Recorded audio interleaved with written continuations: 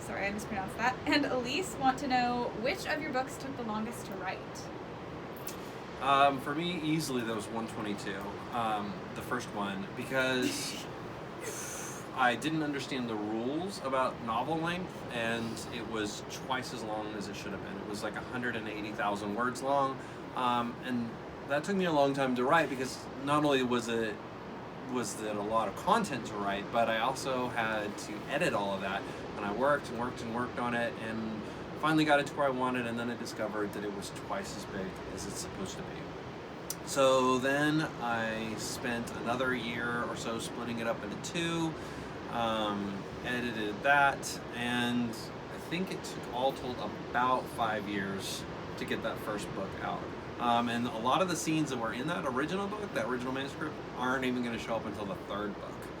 So that just tells you how far off course my plot wandered. Dang. The longest one for me was the Transhuman Project, and that is because I wrote the prequel to it. I wrote it and rewrote it, and it still never felt right. So I was like, well, forget this. I'm going to write the sequel and see what happens. And the sequel is the Transhuman Project. So it took me longer because I was messing around with the prequel that wasn't even the story I wanted to tell.